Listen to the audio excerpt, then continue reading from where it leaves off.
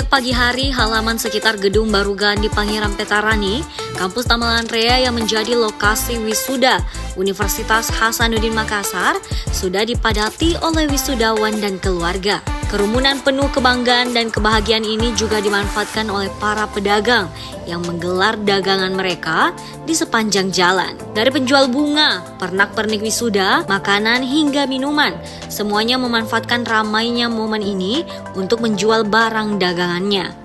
Momentum ini diakui membawa cuan bagi para pedagang. Seperti yang diungkapkan oleh Idawati, dirinya merasakan jika kehadiran acara wisuda memberikan penghasilan tambahan yang menguntungkan bagi dirinya dan keluarga.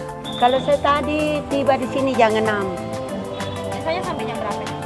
Kadang kalau tergantung dari cepat selesai. Kalau kemarin saya cepat jam 2 selesai.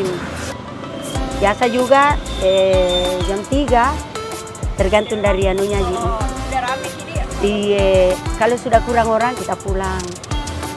Kalau datanya itu kalau bisa secepat mungkin, karena kita yang menunggu. Meski padatnya lalu lintas dan banyaknya pedagang, penertiban di area wisuda berjalan dengan lancar. Pihak keamanan Universitas Hasanuddin aktif melakukan pengawasan untuk memastikan ketertiban selama berlangsungnya acara wisuda. Sebenarnya itu penjual memang kita tidak targetkan untuk biaya, karena dia merasa Pak tolong bisa dibantu, saya mau kasih menjual di sini karena kita kan pengamanan, memang setiap aturan itu kita tertibkan. Jadi penjual itu merasa biasa merapat Pak, di mana bisa menjual, kasihan kita dapat mencari rezeki, di mana-mana kita ada wisuda tetap pasti akan datang. Sebenarnya ketitipan kendaraan itu kita lihat sehari-hari di Makassar ini, terutama di pintu 1, apalagi di dalam perkuliahan perkuliahan di dalam kampus.